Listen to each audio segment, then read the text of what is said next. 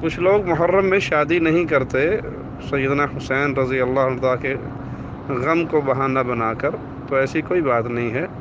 محرم میں شادی سے کوئی ممانعت کی دلیل نہیں ہے۔ محرم میں کریں، سفر میں کریں، جب مرضی شادی کریں۔